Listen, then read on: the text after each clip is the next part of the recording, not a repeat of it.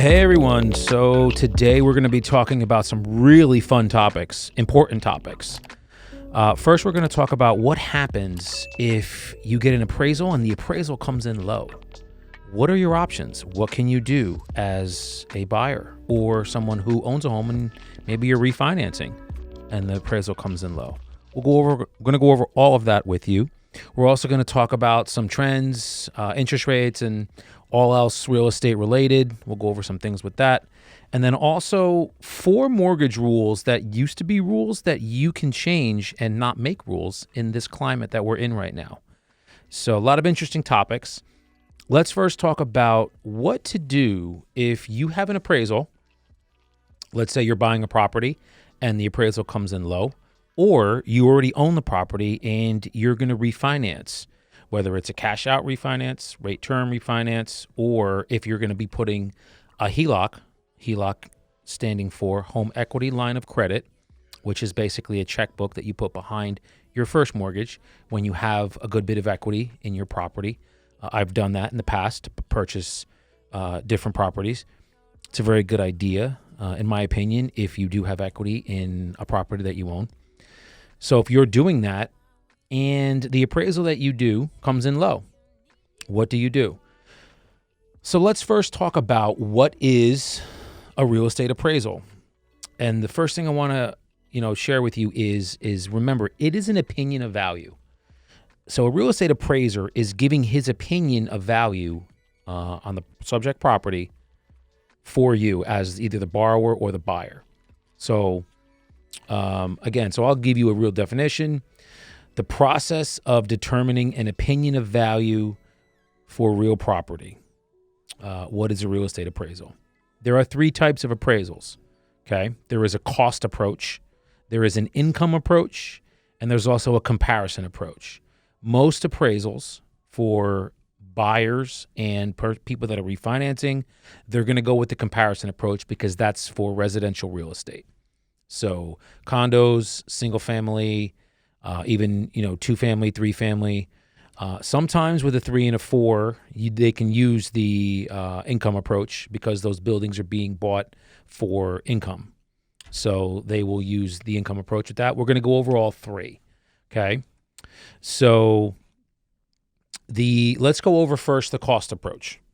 Okay. So the cost approach, its value is determined by the sum of the estimated land value plus depreciated cost of the building and other improvements.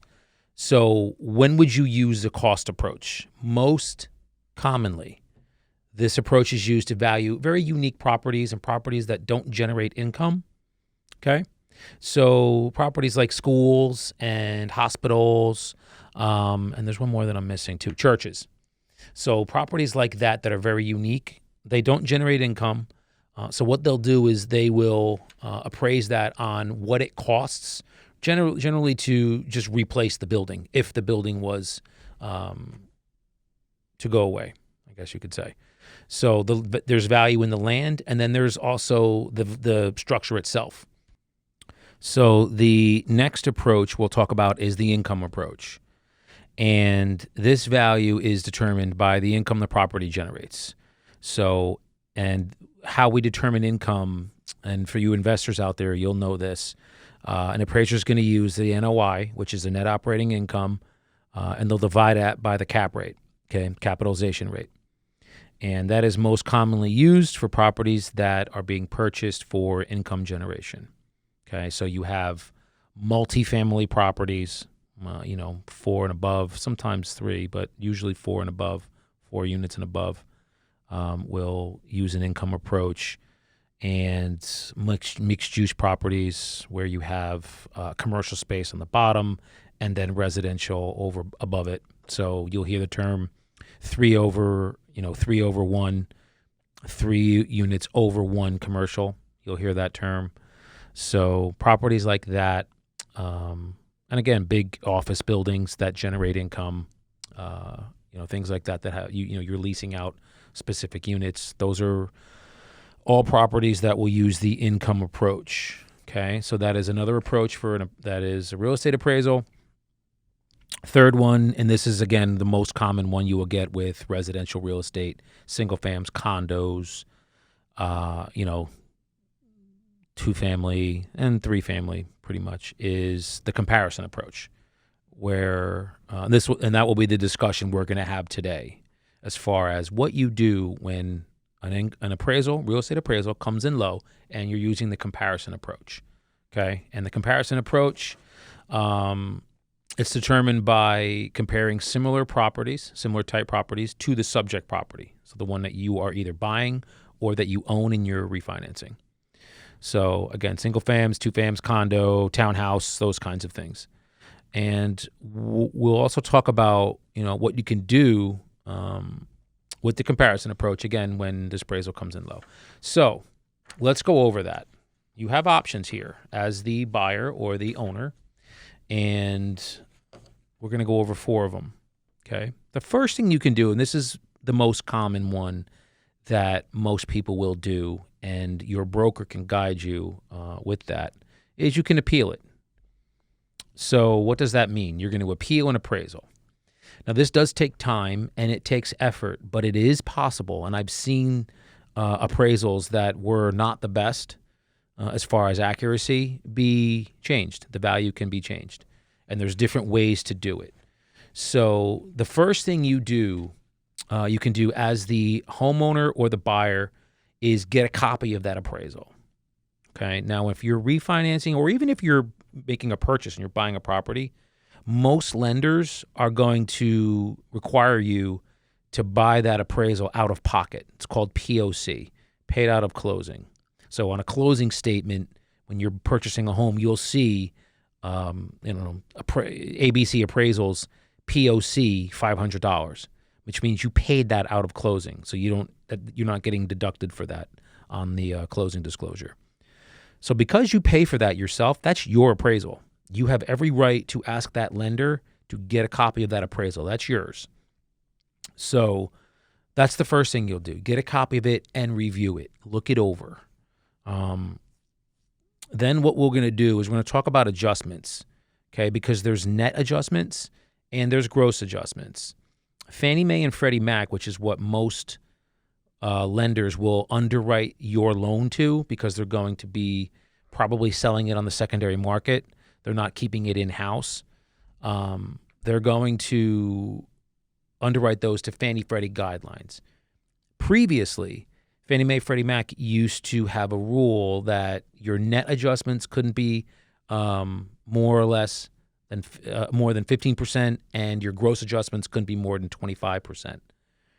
So what that means is when they have your subject property on the left side, and then they're going to compare, let's say, 3 properties to yours. They're not all going to be identical. It just doesn't work that way. So they're going to adjust a different comparable up or down based on whether the adjustment's going to be superior to your property or inferior to your property. So, for example, you have a 3-bedroom condo, and the only comp they could find is a 2-bed. Well, you're going to get a favorable adjustment for that, an adjustment up, because you have one more bedroom than that comparable. Okay, so that's going to have a value. Let's say it's $2,000. So there's a gross adjustment at the end of the appraisal and a net adjustment at the end of that appraisal. The more adjustments they make, that affects you gross. If they keep adjusting different things, square footage, condition, whether yours is superior or inferior, they're going to adjust that way. Square footage, how old it is, your age. Let's see, amenities, what the condo includes and doesn't include, parking, if there's parking. All of these things affect your gross adjustments if they're going to adjust for it. The more they do, that number keeps creeping up. If it gets to 25% or more, that's not a good It's generally, Fannie Freddie used to say, that is not a good comparable. So Fannie Freddie used to abide by those guidelines. They eliminated those, I believe last year, or it might have been the year before, but they eliminated that 15% net, 25% gross guideline. So what we're seeing now is appraisers are still some appraisal companies are still using that guideline of 15 and 25 as their own barometer for appraising property. So just keep that in mind. So again, so you don't when you have an appraisal and you're looking at it, you don't want it to have a ton of adjustments, because again, what that's telling you is the properties that they're comparing yours to are not, it's not that they're not apples to apples, but there's a lot of differences between them if there's a ton of adjustments with it. You want properties that are like yours, to the best of the appraiser's ability, and generally they will. They'll find ones that they don't have to make a lot of adjustments on. So look at those adjustments and then see what, again, you can review that with your realtor. You can also review it with your lender. So that's number one. Number two is you can order another one. Just tell the lender, hey, I want to order another appraisal. Now you will bear the cost of that. So keeping that in mind, you're going to pay another $500 or however much it is, generally around $500. You're going to bear the cost of that. And you also please keep this in mind. It's not a guarantee that the lender that you use is going to accept that second appraisal. Okay, so, but it is something that I've seen it done. It's not common, but it does happen. So that's the second point. And the third one is, and this is interesting, if the second appraisal actually comes in higher and in the realm of where you needed it to be, the lender has a couple options, actually a few, of what they can do. They can take the second appraisal just as face value and say that's going to be your value. They can average the first appraisal and the second appraisal and take the value of the average of those two. Or they can order a third appraisal and just take that value and they use that. So you have one that's high, one that's low, and they're going to say, all right, now we're going to take a third, random appraisal, and whatever that value is, we're going to take that. So that's the options that a lender will take with you when you order a second appraisal. Okay. The third thing you can do, and this is not for refinances, this is for someone who's purchasing a property. If your appraisal comes in low, you can negotiate with the seller. Okay. Now, if the appraisal is accurate, and I took some notes here. Remember, if this appraisal is accurate, the seller is going to have this issue with any buyer that's going to be purchasing his property or her property.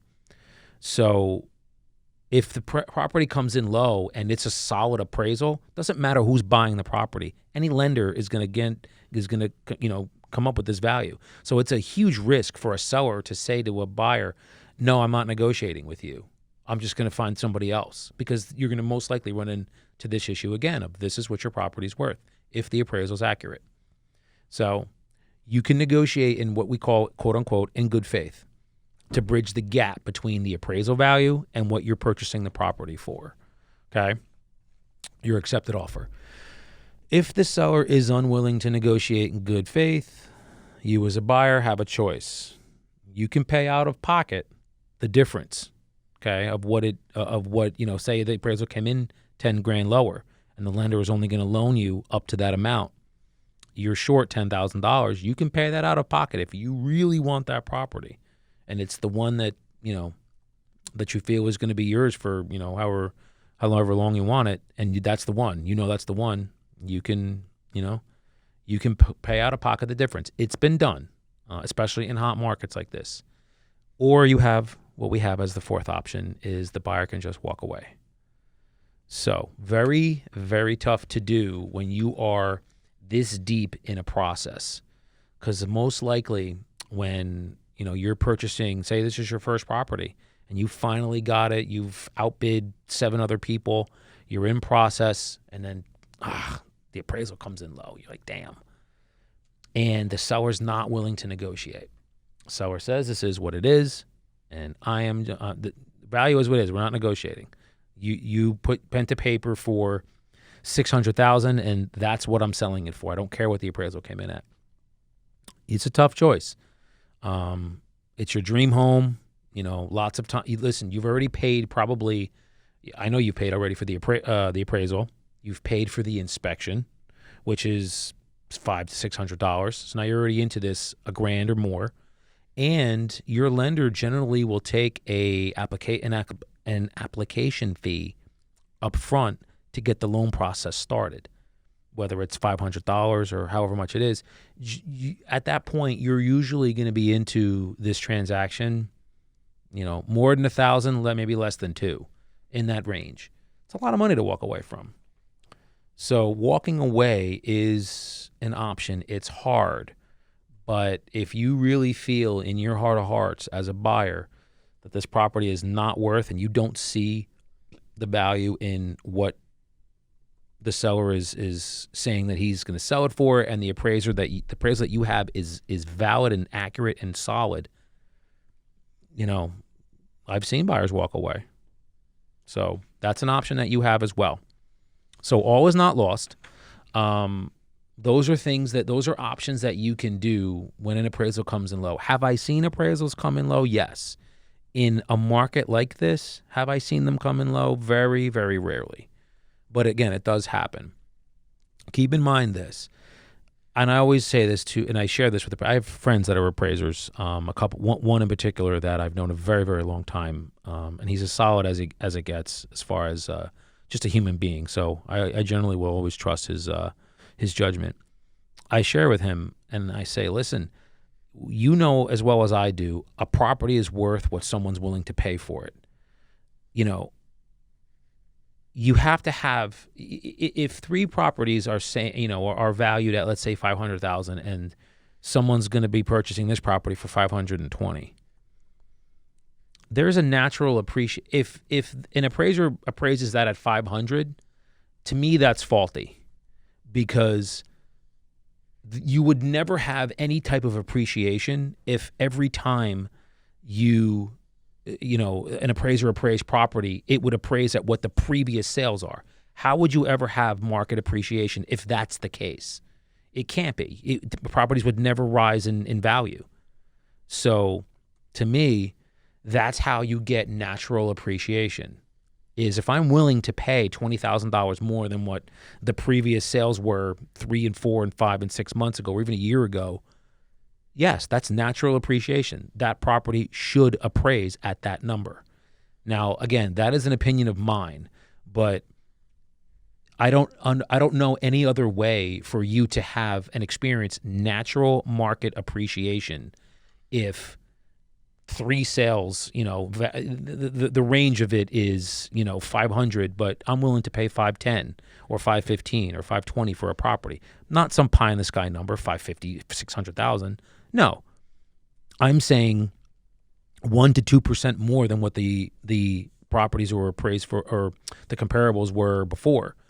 That's how you get your market appreciation. Again, if appraisers only stuck with what these 3 homes are, and it's 500, everything is going to appraise at that. No matter if it's a year, 2 years, 3 years, those are the sales. So everything is appraising at 500, 500, 500, 500. How is any property ever supposed to increase in value? They won't. So that's why I firmly stand by that statement of a property is worth what someone's willing to pay for it. And if they're willing to pay $10,000 more than what your previous sales were 6 months ago or a year ago, yes, then that property is worth that. It should appraise for that. No questions asked. So that's just a quick synopsis of appraisals, and I wonder if I should bring in, here's a question for you, Nicole, my producer. I wonder if people would be interested if I brought an appraiser in here, because I have a very good friend who is one. I have a very good feeling that the people would be interested. You think so? Yeah. I wonder if we should do that. Maybe I'll bring him in and just interview him, and he can give his, because I know we're always going to have differences of opinion, but I think he subscribes to that theory of a property's worth what someone's willing to pay for it. It shouldn't unless it's, again, some crazy number. A property should never underappraise.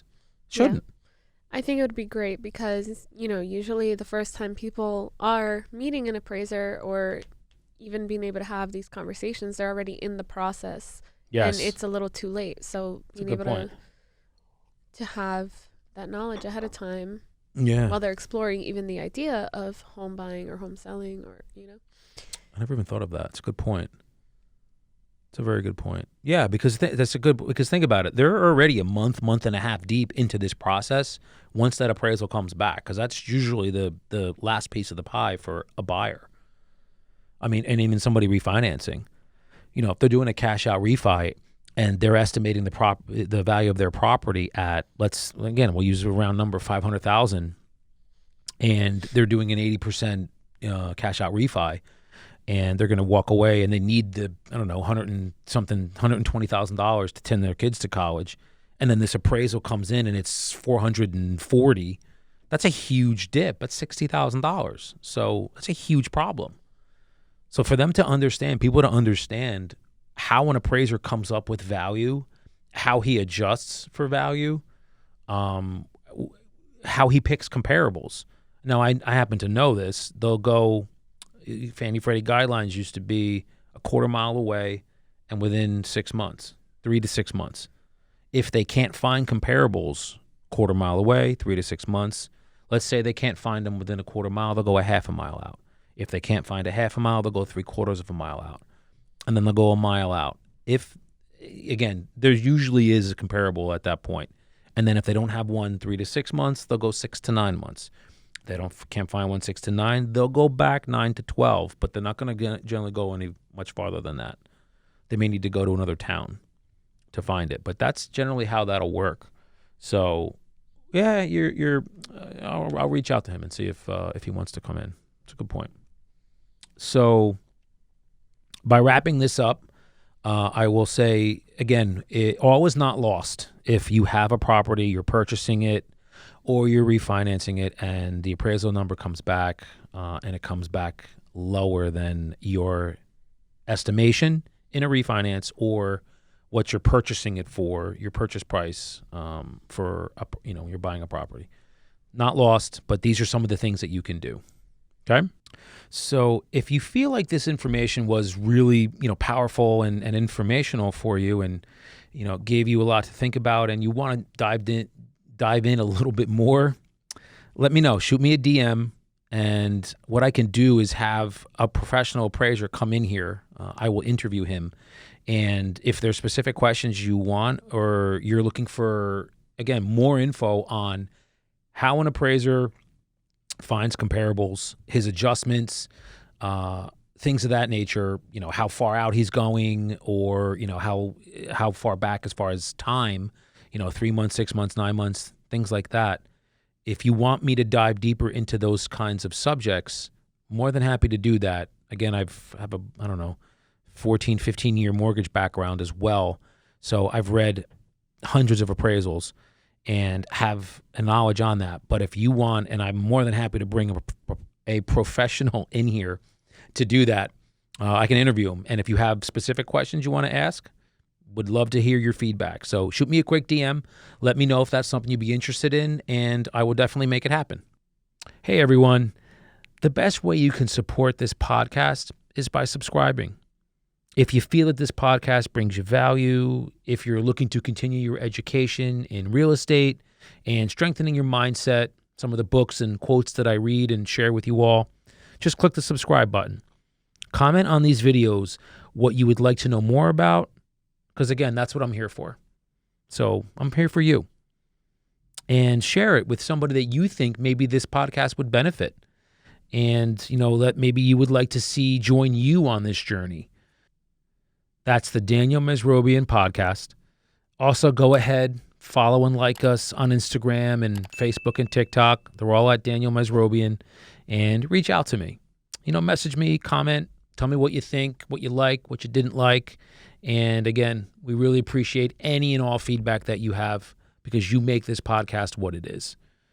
So until next time, everyone, be well. Love your life.